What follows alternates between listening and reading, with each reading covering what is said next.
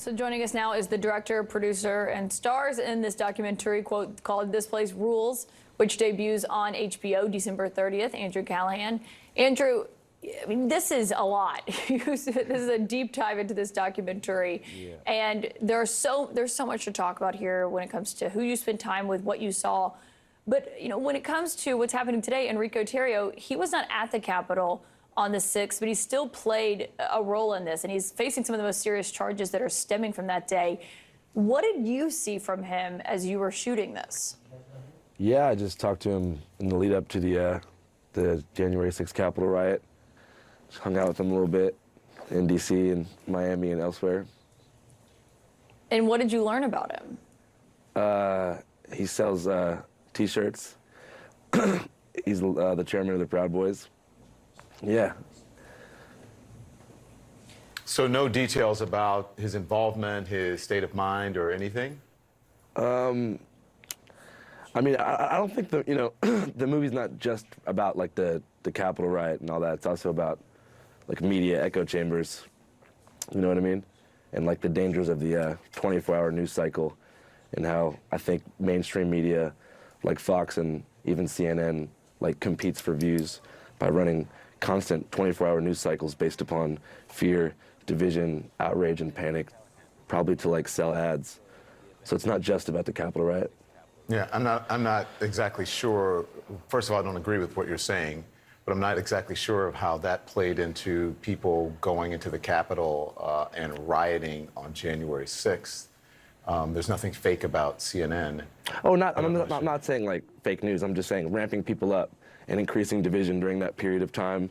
Just watching people kind of fall down the rabbit hole and be pushed into action and like just, yeah, falling down the conspiracy rabbit hole. Yeah, I think more people would consider, you know, what's happening online and what happened with the former president and the messaging that he was putting out there and QAnon and so forth. Oh yeah, I definitely agree 100% with that as well. Yeah. So listen, there are literally so many jaw-dropping moments in your documentary, including a weightlifting scene with conspiracy theorist Alex Jones. Yeah, for sure. He can bench press a lot, actually.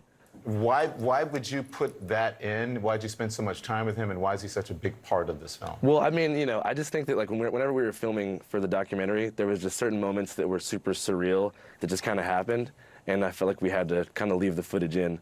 So the Alex Jones weightlifting, whiskey drinking scene would also be one of those moments that I couldn't like leave out of the movie, for sure.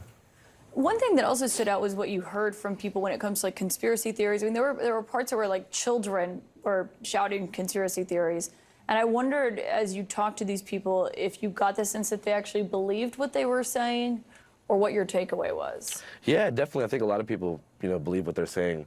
I just think that like, you know, the echo chambers in the media, especially more fringe media that a lot of these people are consuming, is pretty all-encompassing, and especially the mythology of QAnon, like, consumed a lot of people's lives during this period of time, and it kind of, like, just became everything they wanted to fight for up until the Capitol riot. So that particular scene where I spoke with that family in Georgia, where it was, like, that the structure and whole basis of their family was, like, based upon Q and following that kind of lore, was definitely unsettling for sure. But, yeah, it's interesting to see where it is now, because, you know, I guess hard QAnon stuff has kind of dissipated in terms of like, you know, no one posts on the Q boards anymore, but it's kind of bled into like mainstream conservative thought. Yeah. I do think we should point out a lot of those conspiracies are not from legitimate media. That's from like social media and websites where those things are pushed in like dark corners of the internet. Oh yeah, but it's like people spend their whole time in these dark corners of the internet, so it feels very real to them, especially because I think the biggest problem is probably media literacy. And like taking a lot of this information that's false as fact, because of, you know, you're seeing it on Facebook, you're seeing it on Newsmax, you're seeing it on One American News Network, places like that. Yeah. Andrew Callaghan, thank you very much. Best of luck with this. This Place Rules debuts on HBO.